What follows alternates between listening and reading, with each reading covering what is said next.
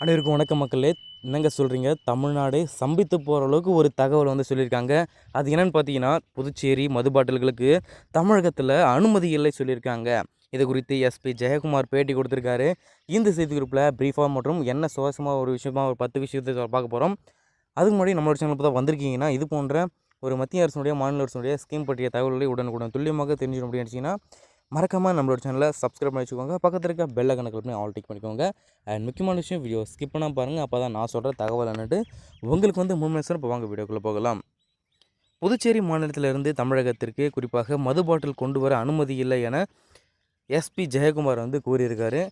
இதன் பொறுத்த மட்டும் பார்த்தீங்கன்னா, வெளி மாநிலத்திலிருந்து தனிநபர் ஒருவர் 4.5 லிட்டர் அதாவது சொல்லக்கூடிய மதுபானம் எடுத்து வரலாம் அல்லது சொந்த உபயோகத்திற்கு வைத்துக் கொள்ளலாம் என்பது புதுச்சேரி மாநிலத்தில் இருந்து எடுத்து வரப்படும் மதுபானங்களுக்கு பொருந்தாது எனவும் சொல்கிறாரு.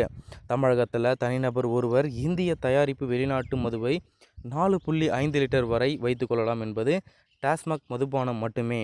இதில் தமிழகம் முழுவதும் ஒரே விதிமுறை தான். ஆனால் புதுச்சேரியில் தயாரிக்கப்படும் மதுவிற்கு இந்த விதிமுறை வந்து பொருந்தாது அப்படின்ட்டும் இந்த செய்திக்குறிப்பில் சொல்ல வராரு.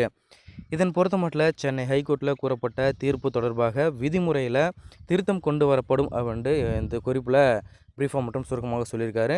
இதை பற்றிய உங்களுடைய கருத்து என்னன்னு சொல்லிட்டு மறக்காமல் கமெண்ட் பாக்ஸில் கமெண்ட் பண்ணுங்கள். இது பார்த்திங்கன்னா வந்து இப்போ குடிப்பிரியர்களுக்கு ஏற்பட்ட ஒரு பேர் அதிர்ச்சி அப்படின்ட்டே சொல்லலாம். ஏன்னு பார்த்தீங்கன்னா, தமிழகத்திலேருந்து ஒரு 30 கிலோமீட்டர் தொலைவில் இருக்கக்கூடிய புதுவையில் குறிப்பாக பாண்டிச்சேரியில் மதுபானம் கிடைப்பது வழக்கம். இதன் பொறுத்த மட்டும் இந்த செய்திக்குறிப்பு அவங்களுடைய தாக்கத்தை எந்த அளவுக்கு பாதிப்பு ஏற்படுத்துக்கு தான் இந்த செய்திக்குறிப்பில் ப்ரீஃபாக மட்டும் சொல்ல வராங்க. இதை பற்றிய உங்களுடைய மற்றும் மக்களுடைய கருத்து என்னன்னு சொல்லிட்டு மறக்காமல் கமெண்ட் பாக்ஸில் கமெண்ட் பண்ணுங்கள். நன்றி, வணக்கம் மக்களே.